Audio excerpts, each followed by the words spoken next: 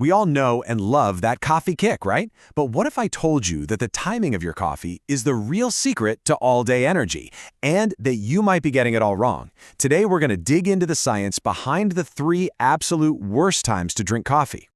It's a weird question, isn't it? You drink coffee to fight off feeling tired, but somehow you end up feeling even more drained later.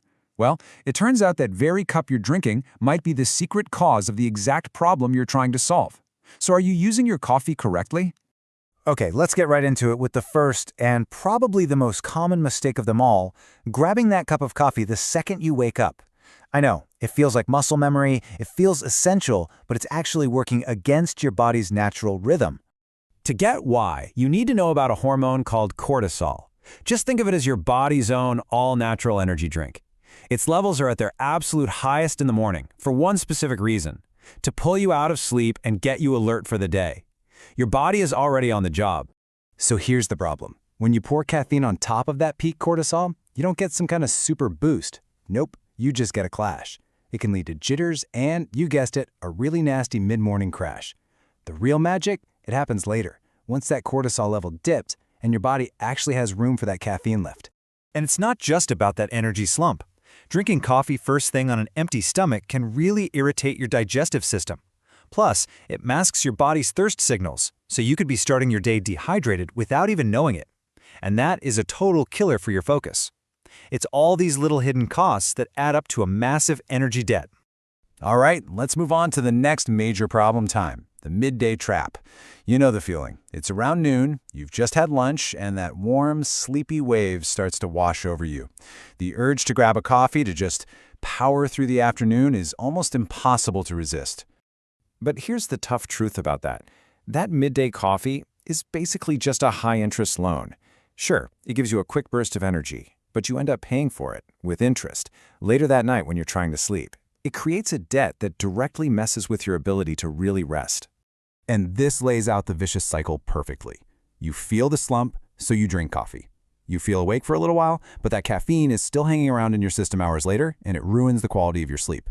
So your sleep is shallow, it's not restorative, which means you wake up feeling even more tired and you reach for even more coffee. You see the trap? And what's really important to get is that you don't even have to feel it for the damage to happen. You might fall asleep just fine, but that caffeine you had at lunch is quietly preventing you from getting into those deep, restorative stages of sleep where all the real recovery happens.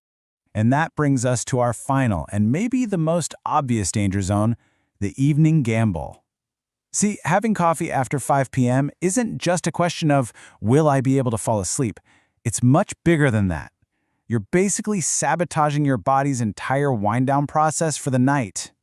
And just look at this, the difference is stark. An afternoon or evening coffee can slash the quality of your deep sleep. So you might be in bed for a full 8 hours, but your body is only getting a fraction of the recovery it desperately needs.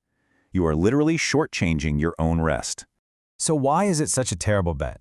Well, that late coffee actively revs up your nervous system, screaming "stay alert" right when your body is trying to power down.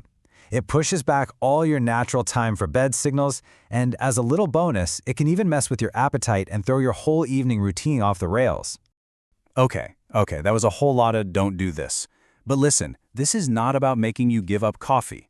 Not at all. It's about drinking it smarter. So let's talk about the golden rules that turn coffee back into your friend.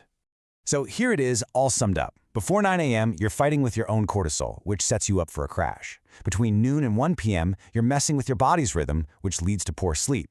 And after 5 p.m., you're basically blocking all the signals trying to tell you it's time to rest.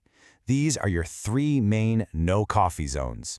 So the big takeaway here really is about optimization. It's not about deprivation.